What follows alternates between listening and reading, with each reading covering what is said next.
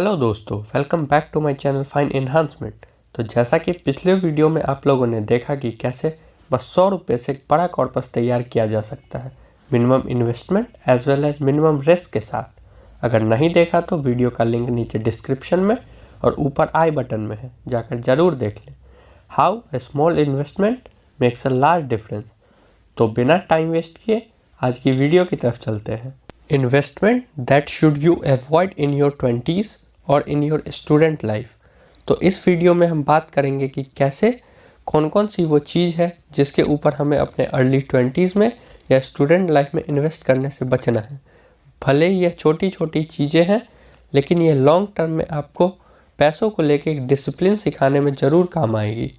इस वीडियो में हम हर उस इन्वेस्टमेंट पर बात करेंगे जिसे आपको अर्ली एज में या स्टूडेंट लाइफ में इन्वेस्ट करने से बचना है, चाहे वो स्टॉक मार्केट में हो, mutual fund, gold, real estate, cryptos, subscription, small cases या फिर एफडी ही क्यों ना।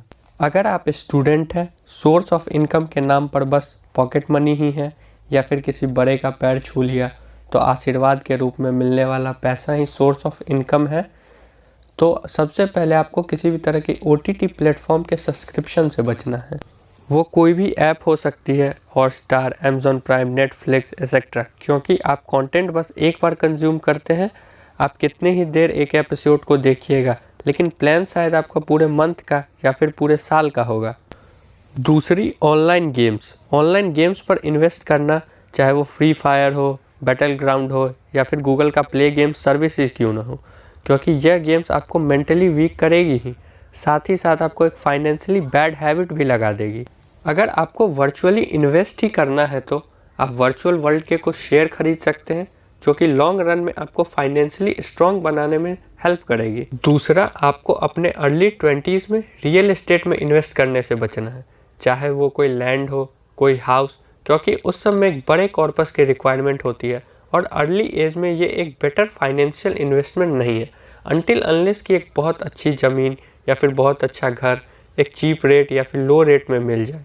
नेक्स्ट है स्मॉल केसेस। अब जिन लोगों को नहीं पता कि स्मॉल केसेस क्या होते हैं, तो इन शॉर्ट आप समझ लीजिए कि ये सिंपल स्टॉक्स के बकेट होते हैं, जिसमें अगर आपको IT के स्टॉक्स लेने हैं तो उसका बकेट, फार्मा का स्टॉक्स लेने हैं तो उसका बकेट। लेकिन इसके डिसएडवांटेजेस भी काफ़ी ज़्यादा है। फर्स्ट डिसएडवांटेज कि इस पूरे बकेट का प्राइस काफ़ी ज़्यादा होता है, 35 से 40 हज़ार के अप्रोक्स इसके एक बकेट का प्राइस होता है। और दूसरा, ऊपर से इसके ईयर का सब्सक्रिप्शन ही 6000 का होता है। नॉर्मली एक स्टूडेंट के पास इतने पैसे होते भी नहीं हैं और उनको at the initial stage of investment journey इसमें इन्वेस्ट भी नहीं करना चाहिए। अगला जो इन्वेस्टमेंट है जिसको आपको अपनी अर्ली इन्वेस्टमेंट जर्नी में अवॉइड करना है, वो है gold in the form of jewellery. आपको कोई भी गोल्ड की ज्वेलरी जैसी या फिर ज्वेलरी वाली चीज़ों में इन्वेस्ट नहीं करना है, क्योंकि गोल्ड इन्वेस्टमेंट करने के लिए बैड ऑप्शन नहीं है, लेकिन ज्वेलरी के फॉर्म में इन्वेस्ट करने के लिए ज़रूर गलत है। अगर आपको गोल्ड में इन्वेस्ट करना है तो फिर RBI की तरफ से रिलीज़ होता है सॉवरिन गोल्ड बॉन्ड, उसमें इन्वेस्ट कर सकते हैं। Over a long period of time ये एक बहुत अच्छा इन्वेस्टमेंट साबित होगा।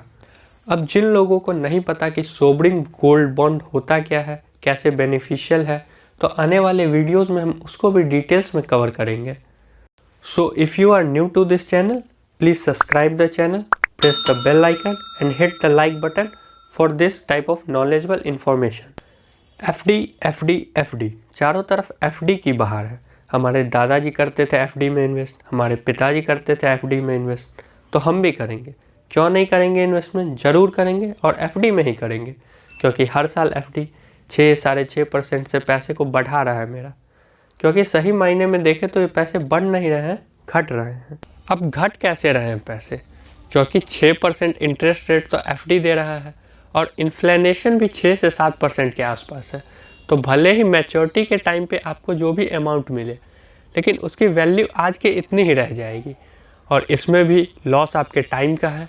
जहां वो पैसे बढ़ के लाखों करोड़ों के हो सकते थे, वहां उतने ही रह जाएंगे। नेक्स्ट जो इंस्ट्रूमेंट है वो है डायरेक्ट स्टॉक। इसमें बचना नहीं है, इसमें इन्वेस्ट करना है, लेकिन एज ए स्मार्ट इन्वेस्टर। अब डायरेक्ट स्टॉक्स में जिन चीज़ों से बचना है वो है पेनी स्टॉक्स। अब जिन लोगों को नहीं पता कि पेनी स्टॉक्स क्या है, तो ये वो स्टॉक्स होते हैं जिनके भाव कौड़ियों के होते हैं, जिनका प्राइस 1 रुपया, 2 रुपया, 75 पैसे ऐसे होते हैं। एज ए स्टूडेंट्स हम ये सोचते हैं कि 100 रुपया में 100 स्टॉक्स या फिर 125 स्टॉक्स मिल रहे हैं तो ले लेते हैं, और अगर ये फ्यूचर में 4x या 5x भी हो जाते हैं तो मेरा पैसा 4x और 5x हो जाएगा, और अगर लॉस भी होगा तो वो बिल्कुल मिनिमम होगा। और यही सबसे बड़ी वो गलती कर देते हैं, क्योंकि ये स्टॉक्स 2 गुना और 4 गुना तो छोड़िए, उल्टा कम ही हो जाते हैं। क्यों? क्योंकि कंपनी के पास ना तो प्रॉफिट रहता है ना ही प्लान, वैसे में कंपनी लॉस में जाएगी और साथ ही साथ शेयर का प्राइस भी डाउनग्रेड की तरफ जाएगा। और एज ए इन्वेस्टर हमको लगता है कि स्टॉक मार्केट एक जुआ है, स्टॉक मार्केट उनके लिए नहीं है, और वो वहाँ से लॉस बुक करके निकल जाते हैं। डायरेक्ट स्टॉक्स में दूसरा जो है वो है डिविडेंड स्टॉक्स। ये स्टॉक जिनके पास प्रॉफिट तो होते हैं लेकिन ग्रोथ नहीं, और कंपनी अपने प्रॉफिट के पैसों को अपने शेयर होल्डर्स में बांट देती है एज अ डिविडेंड। और अर्ली एज इन्वेस्टर आपको इससे बच कर रहना चाहिए, क्योंकि जो आपका लगाया हुआ अमाउंट नेक्स्ट 2 ईयर्स में डबल हो सकता था, शायद वो 10% भी ऊपर नहीं गया हो। इसका सिर्फ ये नुकसान नहीं है कि आपने अपने कॉर्पस की एक रैली मिस कर दी, बल्कि आपने अपने लाइफ के 2 इम्पॉर्टेंट ईयर मिस कर दिए, ये सोच के कि शायद आपका पैसा ग्रो कर रहा है जबकि उसमें कोई मूवमेंट ही नहीं है। नेक्स्ट और लास्ट, म्यूचुअल फंड की कुछ कैटेगरी, जिसमें जो सबसे पहले आता है वो है डेब्ट फंड।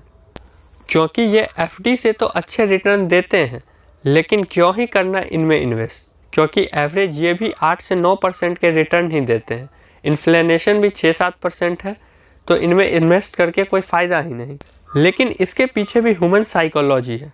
जब हम स्टॉक मार्केट में नए होते हैं तो हम चाहते हैं कि हमारा लॉस मिनिमम हो, और ऐसे में हम जाके म्यूचुअल फंड के सेक्शन में जाकर सबसे पहले फ़िल्टर लगाते हैं मिनिमम रिस्क, और वैसे में जो फंड दिखाई देता है उसमें इन्वेस्ट कर देते हैं। यहाँ रिस्क तो मिनिमम है, साथ में रिवॉर्ड भी ऑलमोस्ट 0 हो जाता है। That's the reason why I personally suggest FD and डेब्ट fund are not for the students और those who are in their 20s, क्योंकि यहाँ पैसे बटने के बजाय कम या तो फिर वैसे ही रह जाते हैं, और यहाँ आप टाइम और पैसे दोनों से जाते हैं।